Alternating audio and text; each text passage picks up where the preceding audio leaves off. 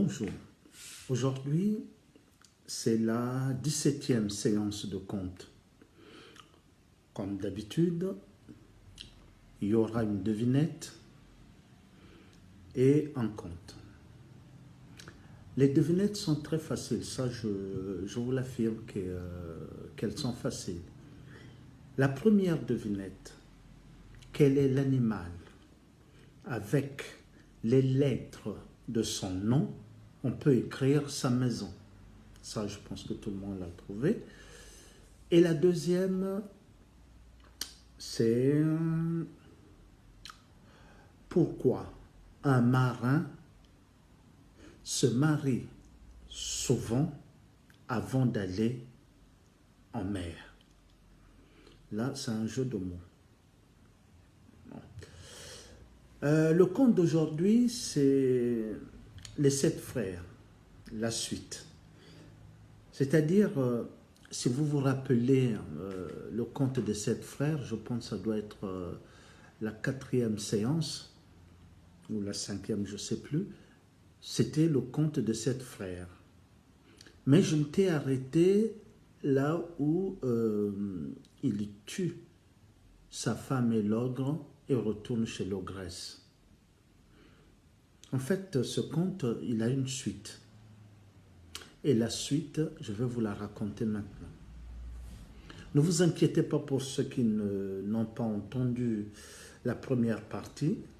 En 5 minutes, je vais vous résumer cette partie et ensuite on continuera le conte des 7 frères. Voilà. Aujourd'hui, je n'ai pas mes lunettes puisque comme il n'y a personne devant moi, je peux ne pas avoir des lunettes, ça ne fait pas grand-chose. Merci. Cric, crac. Eh bien, l'histoire commence que personne ne parle. Ah, les 7 frères. Je vous résume la première partie, les 7 frères, en fait, ils étaient des enfants d'un homme. Un homme qui était assez riche. Et lui, la seule richesse qu'il disait qu'il avait sur cette terre, c'était ses enfants, ses 7 enfants. Mais il disait qu'aucun homme ou une femme, aucune personne ne pourra prendre ses enfants. Mais il avait oublié une chose, que les enfants grandissent, puis après ils choisissent leur vie. Ces enfants avaient grandi et puis ils ont eu des femmes. Et là, le père, il était en colère. Il voulait se venger contre ces femmes qui avaient pris ses enfants. Alors, il a demandé à ses enfants s'ils aimaient toujours leur père, qu'ils fassent chacun un sacrifice, c'est-à-dire tuer sa femme en donnant le cœur au père. Les 6 premiers fils l'ont fait parce qu'ils voulaient montrer à leur père qu'il l'aimait toujours et qu'il puisse guérir parce qu'il leur avait dit qu'il était malade et pour guérir, il lui fallait ces cœurs-là. Le 7e, lui, il a préféré partir avec sa femme, quitter le lieu de natal. Mais il s'est retrouvé dans une situation qui était assez grave quand même. Quand il est parti, il a vu un village. Dans ce village, il y avait des ogres. Il a tué tous les ogres. Il a creusé un trou et il a jeté tous ces ogres dans le trou. Et avec sa femme, il vivait dans ce village. Et il avait bien spécifié à sa femme de ne jamais ouvrir la porte d'une maison. C'est là où il avait enterré les ogres. Et un jour, en revenant, il voit une ogresse devant la porte. L'ogresse est plus forte que l'ogre. Alors, qu'est-ce qu'il fait? Il va téter le sein de l'ogresse. Et l'ogresse est obligée de le considérer comme son enfant. Mais cette ogresse arrive à lire dans ce jeune homme. Il lui dit, la femme que tu as sauvée de la mort, eh bien, elle est ingrate. Elle te fera du mal. Mais le jeune homme n'y croit pas. Mais l'ogresse ajoute, Si elle te demande quelque chose, viens me voir. Moi, je saurai t'aider. En fait, cette femme, quand elle reste toute seule, elle s'ennuie. Elle commence à ouvrir les portes. Elle arrive devant la porte où son mari lui avait dit de ne pas rentrer dedans. Elle rentre et elle voit le trou. Et dans le trou, elle entend un bruit de quelqu'un qui va mourir, qui est agonisant. Et il dit à la personne de sortir. Et c'est là où elle voit un ogre qui est blessé. Et l'ogre lui explique qu'il a été blessé par un jeune homme. Et ils ont été jetés dans ce trou. La femme a pitié de cet ogre. Elle va le soigner. Et ça va être son secret. Le mari aussi a un secret. Chaque fois, il va voir l'ogresse. L'ogre est guéri. L'ogre veut se venger. Mais pour se venger, il veut passer par la femme. Alors il va dire à cette femme qu'elle est très belle. Ah oui.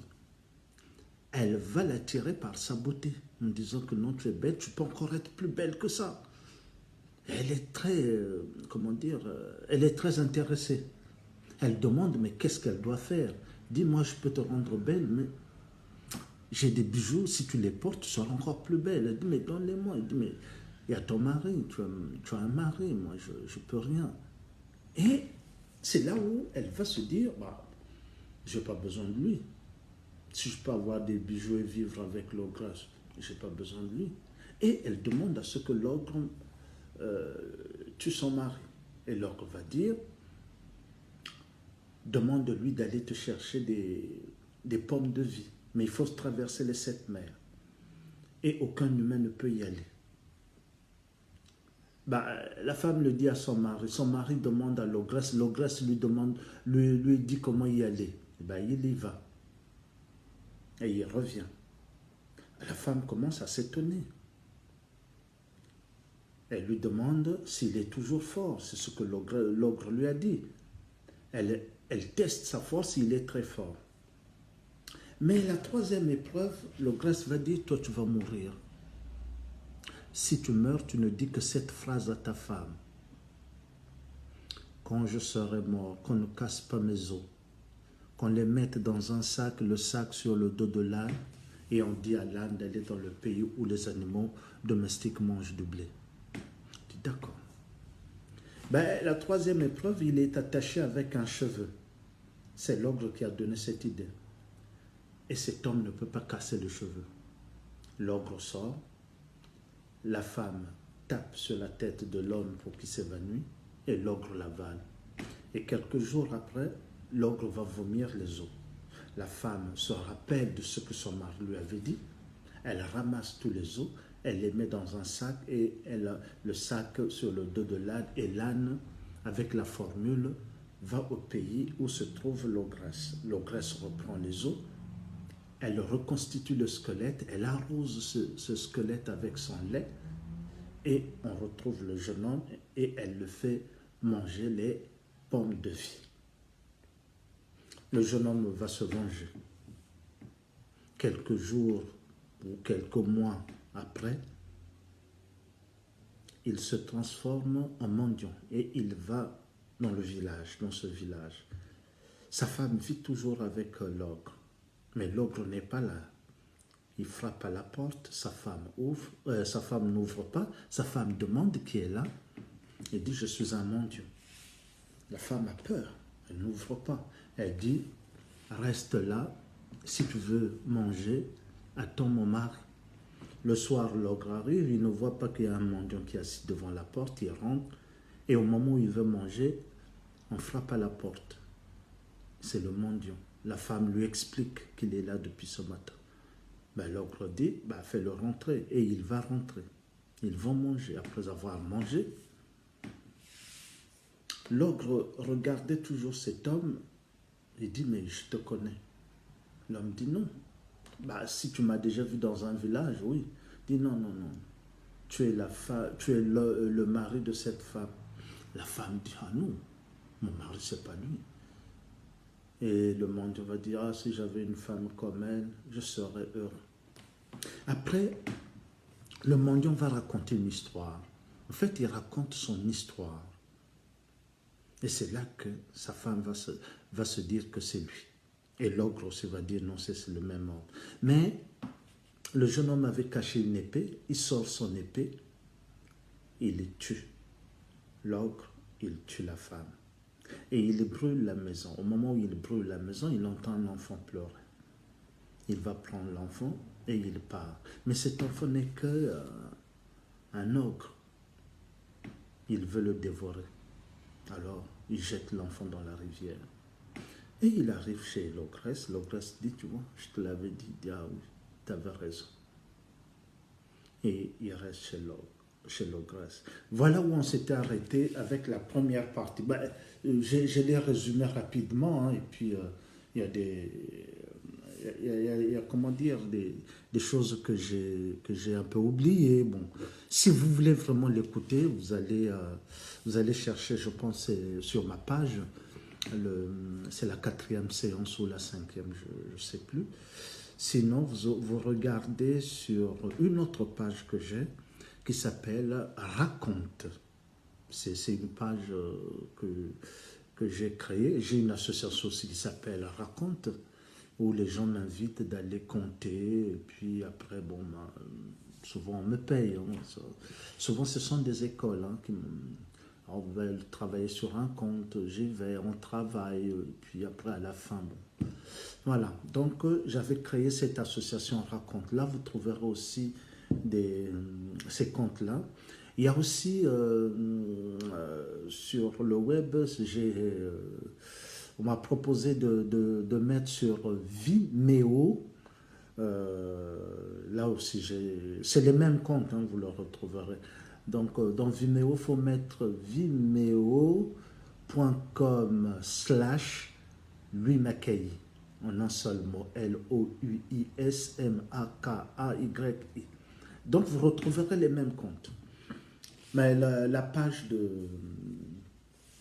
de Raconte, je vous invite à faire un tour, parce que dans cette page, vous trouverez toutes les réflexions que je peux avoir sur les comptes, sur les attitudes, comment on compte, qu'est-ce que c'est, pourquoi le compte est important pour les enfants.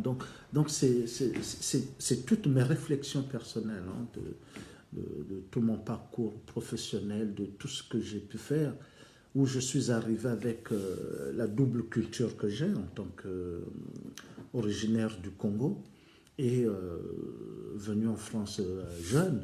Et du coup, j'ai cette ambivalence de comprendre les choses. Je viens d'une société où l'oralité est très importante, hein, avant l'écrit. L'écrit, bon, c'est bien, mais l'oralité est très importante, parce qu'on nous a appris à lire le corps d'une personne. Est-ce que la personne est en train de mentir? Voilà. Et ce côté de l'écrit, qui est l'Europe, où quand tu maîtrises l'écrit, eh ben, tu avances. Quand tu ne maîtrises pas, ben, tu es largué, tu rates le train. Et c'est cette façon-là que moi, j'essaye de montrer aux gens. D'abord, il faut créer dans sa tête. Quand on lit, on crée. Et plus on crée dans sa tête, plus on avance. Et plus on comprend les choses. Voilà. Déchiffrer, c'est bien. Déchiffrer ne fait que vous donner le chemin. Mais il faut marcher sur ce chemin. Marcher sur le chemin de l'écrit, c'est de créer en soi. Voilà, c'était des choses comme ça que je mets sur Raconte. Bon, passons à notre histoire. Là, donc, la deuxième partie des 7 frères. Et cric, et crac, et bien l'histoire continue, et que personne ne parle. Ah, le jeune homme, après s'être vengé de cette femme qui était si ingrate, qui l'avait sauvé de la mort, parce que son père lui demandait le cœur. Et là, c'est cette femme qui va le trahir avec un ogre. Maintenant qu'elle est morte, je pense que sa mort est justifiée. Il reste chez l'ogresse. Et l'ogresse, lui parle, lui dit, tu vois, dans la vie, on a toujours des moments où on est déçu. Mais aujourd'hui, toi, tu as perdu cette femme. C'est dramatique, c'est difficile. Mais ça peut être aussi un moment où tu changes de chemin. Un moment qui va te permettre d'aller plus loin que ce que cette femme aurait pu t'apporter. Transforme ta douleur en quelque chose d'important. N'oublie jamais ça, mon fils. Le jeune homme dit, ah oui, c'est vraiment une leçon de vie ce que tu me dis là, mère. Parce qu'il l'appelle mère. Hein. Le temps passe, mais le jeune homme n'est, comment dire, il est toujours triste. Il est là, il va à la chasse, il revient, mais il est triste.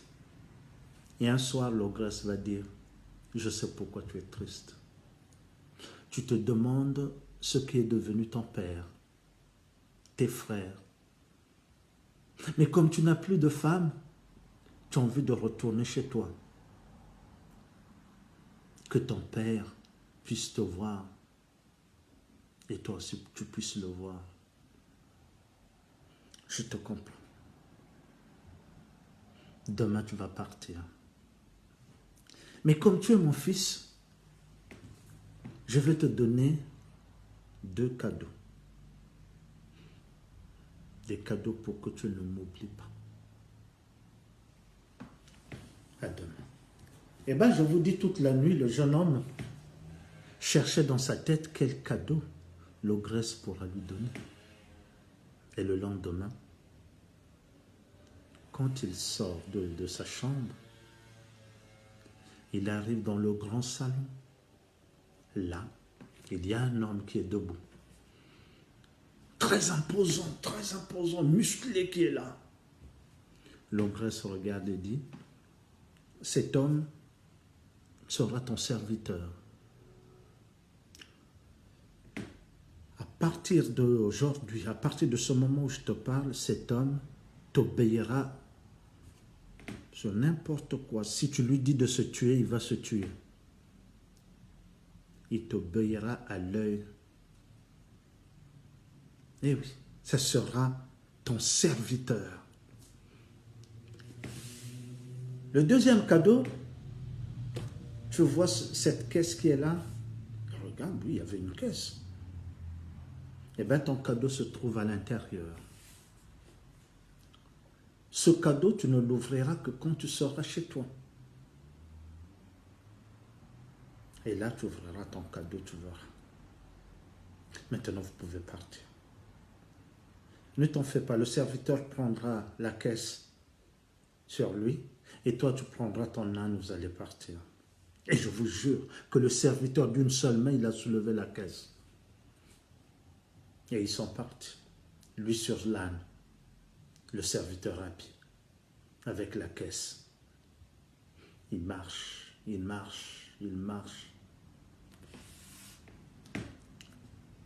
Le jeune homme se pose des questions. Qu'est-ce qu'il peut y avoir dans cette caisse? Le cadeau que je ne peux ouvrir que chez moi. Ben vous avez trouvé. Mais moi je cherche. Eh bien je suis comme le jeune homme. Ce qu'il peut y avoir dedans, ce n'est qu'un ogre. L'ogresse veut se venger des ogres que j'ai tués, même si je suis son enfant. Elle, c'est une ogresse. C'était les siens. Mais puisque le serviteur ne peut pas me tuer, puisqu'il ne peut qu'obéir à ce que je peux lui dire, alors il dit au serviteur, serviteur, pose la caisse par terre. Le serviteur obéit, pose la caisse par terre. Et le jeune homme prend son épée. Il s'approche de la caisse. Ouvre-moi la caisse. Le serviteur ouvre la caisse. Et au moment où il allait frapper, dans la caisse, il s'est arrêté. Il a eu un sourire. Il y avait une femme, une très belle femme. Je vous jure qu'elle était très belle. Oh, je serais tombé amoureux, je vous jure. Et la femme regarde, elle dit, on est arrivé. Elle dit, mais, oh, je suis le deuxième cadeau. L'ogresse m'avait tout raconté sur ta femme, celle qui t'a trahi. Et comme l'ogresse m'avait élevé, elle m'a dit, je vais te donner un mari qui a un cœur pur. Avec lui, tu seras heureuse. Ah, c'est toi. Je t'obéirai. Il dit, ben voilà, ben sors de la caisse. Nous allons marcher. Elle dit, non, nous n'allons pas marcher. L'ogresse m'a donné quelque chose pour notre mariage. Une bague magique à laquelle je peux demander tout ce que je veux. Ah bon? Oui. Ben, demande 3 chevaux. Et grâce à sa bague, elle a demandé 3 chevaux. Ils ont cassé la caisse. Ils ont attaché l'âne à un de cheval. À un des chevaux, non, à un des chevaux, pardon. À un des chevaux. Et ils sont partis. Moi, je pense que, là c'est mon point de vue, hein, je pense que l'ogresse savait que ce jeune homme allait ouvrir la caisse. À un moment, elle a dû lire dans ce jeune homme, il pense que je vais lui faire du mal. Et qu'il va ouvrir la caisse avant d'arriver chez lui. Et le jeune homme était heureux. Il était heureux. Il aurait pu retourner remercier l'ogresse, mais l'ogresse lui avait dit de partir. Et ils partent. Et ils sont arrivés dans le village du jeune homme la nuit. Le jeune homme s'est dit, j'ai pas envie d'aller voir directement mon père. Il a demandé à sa femme de sortir une maison. Grâce à la bague, elle a sorti une très belle maison. Le lendemain, le matin, tout le monde était étonné. Ils se sont dit, mais oh, une maison. Bah, comment ça se fait qu'il y a une maison? Il n'y a que le diable qui peut nous faire ce genre de farce. Une maison. Il faut aller voir le roi. On parlait au roi. Le père, pendant tout ce temps que le jeune homme n'était pas là, le père est devenu un roi. C'est lui le roi. On va le voir. On lui explique qu'il y a une maison qui est apparue cette nuit. Le roi dit, bah, il faut savoir qui est dedans. Bah, comme ce n'est pas lui qui va y aller, il envoie son serviteur. Son vieux serviteur qui a élevé ses enfants. Le pauvre serviteur, il est âgé. Le voilà qui se déplace. Il arrive devant la porte de cette maison, il frappe. La porte s'ouvre. Il voit un jeune homme. Oui. Le vieil homme regarde. Mais, toi, tu es le 7e fils. Il dit oui. Oh, ton père va être content. Ton père disait toujours, cet enfant, s'il ne m'avait pas donné le cœur de sa femme, je l'aurais accepté. C'est toi qui l'aimais plus que les autres. Et tu sais, ton père est devenu roi du village. Il va être heureux. Laisse-moi aller lui annoncer que lui-même il vient te voir. Le vieil homme retourne. Il va voir le roi et dit, Seigneur, oui, tu as vu qu'il vit dedans? Ah, vous allez être content. Content, pourquoi content? c'est le 7e fils. Ah, mon 7e fils, c'est lui qui vit dans cette maison. Il est revenu. Ah, je suis heureux. Je vais aller le voir. Ben, le roi s'habille. Le voilà qui s'en va. Il n'a pas besoin de suite. Il va tout seul. Il frappe à la porte. Une fois seulement, la porte s'ouvre parce que le fils savait que son père allait venir. Il rentre. Ah, mon fils. Ben, il se tombe dans les bras. Ils vont s'asseoir. Le père raconte tout ce qu'il a vécu quand son fils n'était pas là. Il est heureux. Il dit, ah mon fils, maintenant que tu es revenu, mon cœur pleure de joie. Maintenant, il faut que je retourne. Un de ces jours, nous ferons une fête pour ton retour. Le voilà qui se lève pour partir. Il ouvre la porte, il regarde son fils pour la dernière fois avant de partir, et c'est là qu'il aperçoit la femme de son fils. Une très belle femme. Le cœur du père. Il est amoureux. Ah ben c'est un sentiment qu'on ne maîtrise pas. Il est amoureux de la femme de son fils.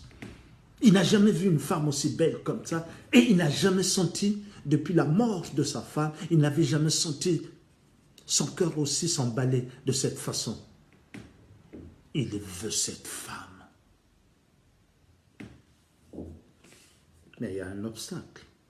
C'est son fils. Alors il s'en va. Avec un cœur qui au départ était rempli de joie, mais au retour qui est rempli de haine. Pourtant, il nous l'a assumé que c'était le fils qu'il aimait. Mais le fait seulement de voir la femme de son fils, une très belle femme, il n'aime plus son fils. Il rassemble les gens, les plus courageux. Il fait appel à tout ce monde-là. Et quand ils sont dans la salle, la grande salle, il leur dit, mes amis, mon fils qui était parti, je ne sais où, est revenu avec une femme. Il a construit une maison en une nuit. Ce fils, je ne l'aime pas. Tout ce que je veux de mon fils, c'est sa femme. J'ai envie d'épouser sa femme. Alors, celui qui est courageux me tue mon fils ou me donne la preuve que mon fils ne reviendra plus. Je lui donnerai la moitié du pays. Eh oui, il est prêt à donner la moitié du pays pour récupérer cette femme et que son fils soit mort ou disparu. Les gens qui sont là, ils savent que ce fils est très fort. Ils le savent. Parce que quand il était enfant, c'était l'enfant le plus fort. Et on disait qu'il serait un bon général, un grand général. Peut-être qu'il est toujours fort. Mais parmi les gens qui sont là, il y a un qui lève la main. Le meilleur ami du 7e fils. Il dit, moi, je vais vous apporter la preuve que votre fils, vous ne le verrez plus. Il dit, apporte-moi la preuve et je te donnerai la moitié du pays.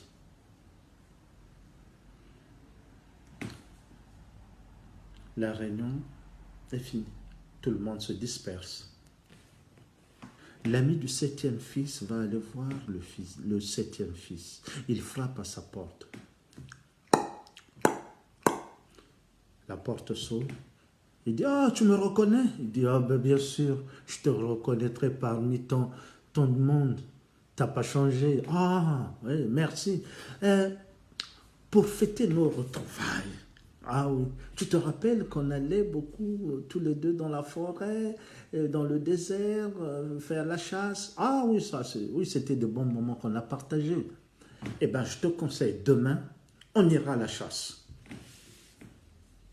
Moi, je m'occupe de tout. Toi, tu ne prends que ton arc et les flèches. D'accord? Ah ben d'accord.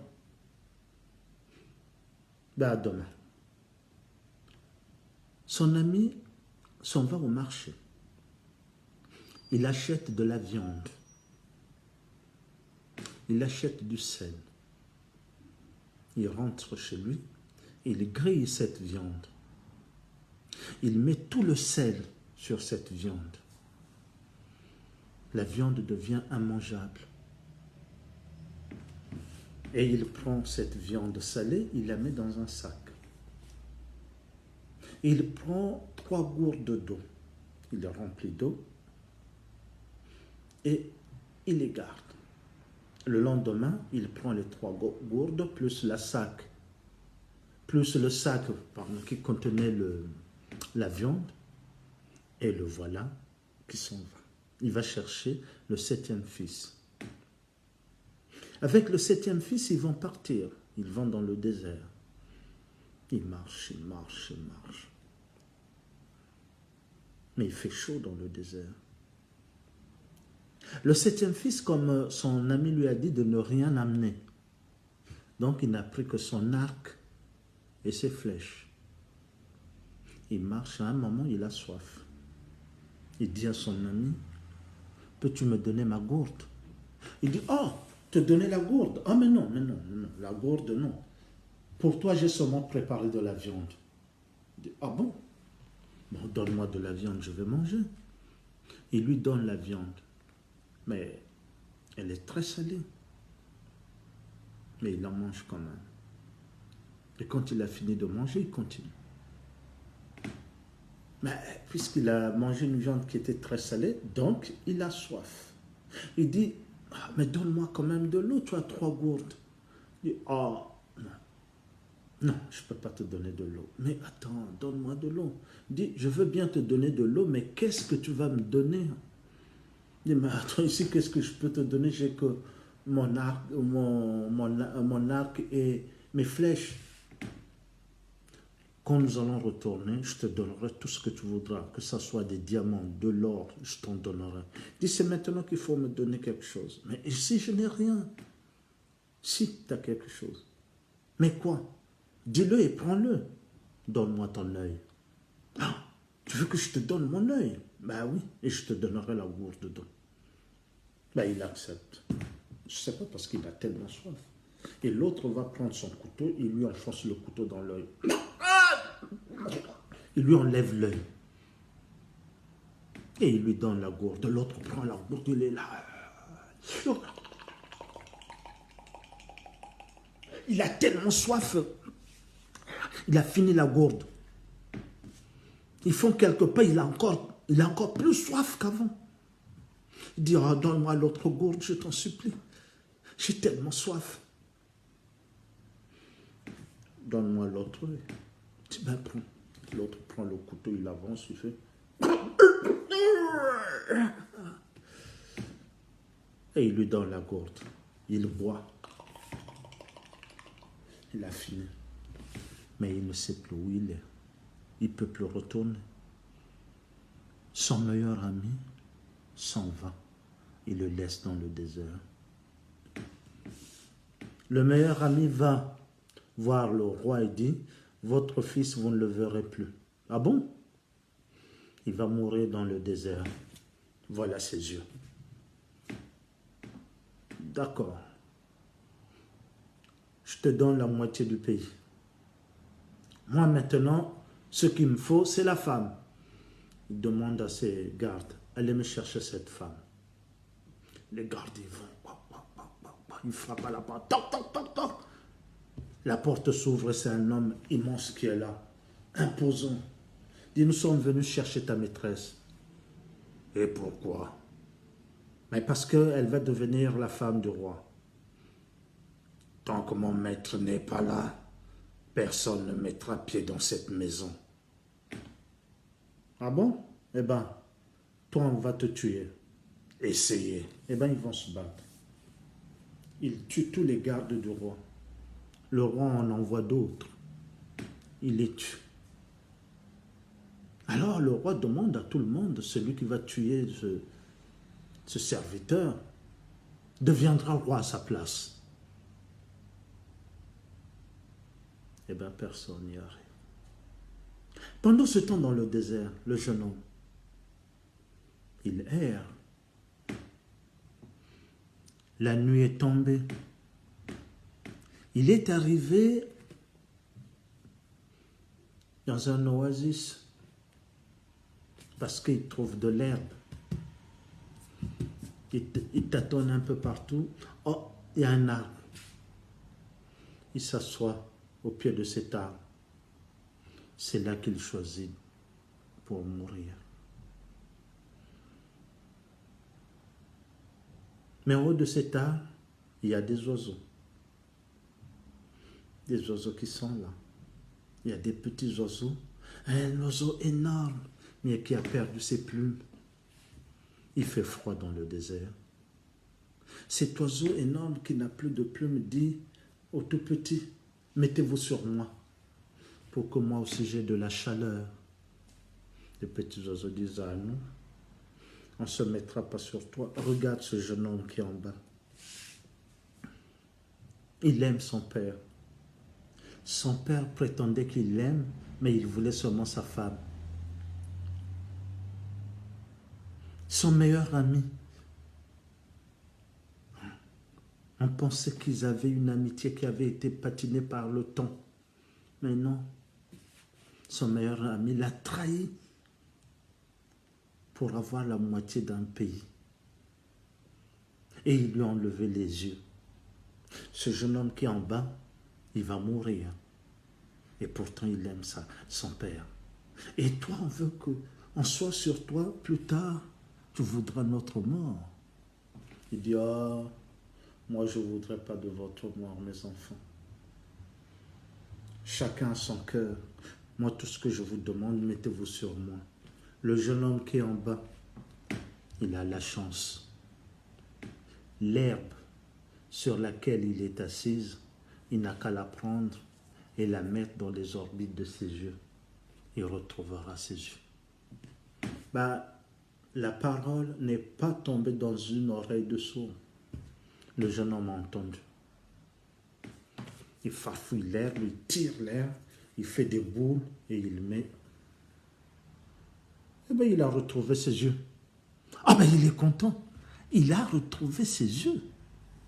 Il lève la tête et dit, ah, tous les pères ne sont pas pareils. Le vôtre, il vous a élevé, il vous a sauvé de beaucoup de choses. Il vous a nourri. Protégez-le à votre tour. Eh bien, si vous vous rappelez, dans la première partie, quand il va chercher les pommes de vie, en traversant les 7 mers, sur le pommier, il y avait un nid. Ce sont ces oiseaux. Et l'oiseau énorme, c'est celui qui l'avait ramené. Maintenant que le jeune homme a ses yeux, il décide de sortir du désert. Il marche, il arrive au bord du désert, et là, il y a une maison. Il frappe à la porte. C'est une vieille dame qui ouvre. Il dit, ah, grand-mère, est-ce que je peux rester ici jusqu'à demain matin, puis je partirai? La vieille dame dit, rentre. Dors si tu peux. Et le jeune homme va s'asseoir, essaie de dormir, mais il entend la vieille dame qui pleure. Et ça l'intrigue. Mais il se réveille, il va la voir. Mais pourquoi vous pleurez? Oh, je pleure parce que demain, mon fils qui est là, que vous voyez, il va aller au palais du roi, se battre avec le serviteur du fils du roi. Mais ce serviteur est tellement fort qu'il tue tout le monde. Moi, je vais perdre mon fils. Le jeune homme va dire, grand-mère, prépare-moi un bon repas. Un bon repas. Je prendrai la place de votre fils. Et la grand-mère se dit, ah bon? Elle tue un mouton. Elle prépare un mouton la nuit. Elle fait du couscous. Elle donne à ce jeune homme. Elle apporte de l'eau. Le jeune homme va manger comme il n'avait jamais mangé. Il va boire. Il reste un moment et il demande les vêtements du jeune homme. Le jeune homme les lui donne. Lui, il laisse ses vêtements à ce jeune homme. Il se grime comme ce jeune homme. Et il part. Il est méconnaissable. Il arrive au palais. Il va voir le roi. Il dit, je suis le fils de la vieille dame qui habite au bord du désert. Je suis venu pour tuer le serviteur. Le roi dit, si tu tues le serviteur, devant mes 7 conseillers, je te dis que tu deviendras roi. Moi, je ne prendrai que la femme. D'accord. Mais il se présente devant la porte. Le serviteur ouvre la porte et il voit un homme et ils vont se battre. Ils se battent à l'épée. Et tout autour, il y a des témoins qui regardent. Ils se battent, ils se battent, ils se battent, ils se battent, ils se battent. Jusqu'au moment où le soleil se couche. Personne n'a touché l'autre. On arrête le combat parce qu'on ne peut plus voir. Le jeune homme retourne au palais. On lui donne à manger pour reprendre des forces. Le serviteur, lui, il rentre dans la maison. Il va voir que sa maîtresse, il dit, demain je vais mourir. L'homme avec qui je me suis battu me rappelle mon maître. Mais demain cet homme va me tuer. Je n'aurai pas la force de résister encore un jour. La femme va dire, moi, je vais tuer cet homme. Demain je prendrai ta place. Je serai comme toi. Je vais tuer cet homme. Et le lendemain, la femme se transforme en serviteur. Elle sort et ils se battent. Ils se battent, ils se battent, ils se battent. Personne ne touche l'autre. Ils se battent. Et au moment où le soleil va se coucher, le serviteur, celui que l'autre pense que c'est le serviteur, va dire, je suis ta femme. Il dit, ah bon? J'ai demandé à la bague, si tu es mon mari, je ne dois pas te tuer. Si tu ne l'es pas, je devais te tuer. Mais je ne t'ai pas tué. C'est parce que tu es mon mari. Il dit, ah oui. Voilà ce que nous allons faire. Demain, fais sortir le serviteur. Tu lui attacheras un boyau rempli de sang autour de son cou. Quand je lui ferai signe, il tendra le cou. Je percerai le boyau. Il y aura du sang partout. Ceux qui regardent diront que je l'ai tué et il tombera. Et il attendra ce qui va arriver. D'accord. Le soleil se couche. On les sépare. Le jeune homme retourne. Le roi est impatient. Il dit, mais attends, qu'est-ce que ça dure trop longtemps? Il dit, demain je vais le tuer. J'ai trouvé son point faible. D'accord. Demain, moi je vais assister à la bataille. Et bien le lendemain, on installe une chaise où est assis le roi. Il a ses 7 conseillers, ses 7 sages. Le jeune homme arrive. Le serviteur sort et ils se battent. Ils se battent, ils se battent. Et à un moment, il lui fait signe. Le serviteur tend le cou. Il perce le boyau. Et le serviteur tient son cou et il y a du sang partout qui coule. Et là, il tombe. Et là, tout le monde crie. Il est mort. Il est mort. Il dit, d'accord. Le roi est content. Il se lève. Le jeune homme approche. Le jeune homme s'approche. Il enlève tous les attributs qui fait de lui un roi. Il dit aux 7 sages qui sont les 7 sages, ce jeune homme devient le roi de notre pays. Moi, je ne suis plus le roi. Ben, le jeune homme, lui, il prend les attributs et tout. Le père dit, bon, moi, ce qui m'intéresse, jeune homme, c'est la femme de mon fils. Elle va devenir mon épouse. Le jeune homme dit, attendez, j'ai mal compris. Vous voulez dire que la femme qui est dans cette maison, c'est la femme de votre fils a disparu et que vous voulez l'épouser? Oui, c'est ça. Mais je pense que ça ne se fait pas. Le père dit, pourquoi ça ne se ferait pas? Ben, je vous l'interdis. Jeune homme, je viens tout juste de te nommer roi. Je peux reprendre mes attributs. Il dit, ah non, vous ne pourrez plus. Je suis maintenant le roi. Ah, bon, demandons aux 7 sages. Si les 7 sages me donnent raison, je prends cette femme. Sinon, je vais me plier. Le jeune homme dit, je pose la question aux 7 sages. C'est à moi de leur poser la question. Est-ce qu'un père peut épouser la femme de son fils? Le premier sage dit oui. Le roi dit oui. Le deuxième sage dit oui. Le père dit voilà. Le troisième dit oui. Le quatrième, le cinquième, le sixième. Tout ce monde-là dit oui. Autour du 7e, il hésite et il dit non. Le père s'énerve. Il dit, pourquoi tu ne dis pas le oui, toi? Hein? Pourquoi tu ne dis pas oui? Eh bien, le nouveau roi dit, regarde-moi bien. Le père se retourne. Oui, oui, qu'est-ce que tu veux? Il enlève les attributs. Il enlève tout ce qu'il avait mis pour changer de visage. Regarde, je suis le 7e fils. Oh, le 7e fils? Oui, père, moi je t'ai aimé. Mais ce que tu proclamais partout que tu nous aimais, je ne pense pas.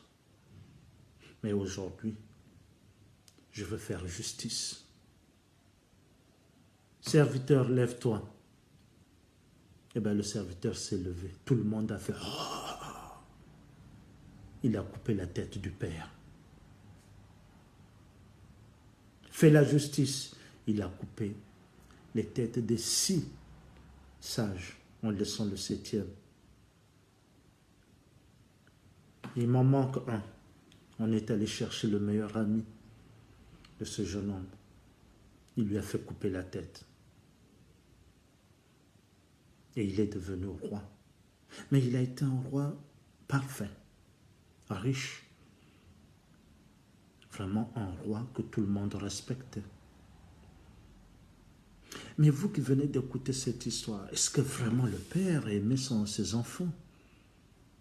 Ah, ça, je ne sais pas. C'est à vous de me le dire, de penser, de retourner cette histoire afin de comprendre l'envers de cette histoire. Qu'est-ce que ça nous a rapporté cette histoire? Qu'est-ce que ça nous donne de notre comportement humain? Des sentiments qu'on ne maîtrise pas? Voilà, mon histoire est finie. Merci.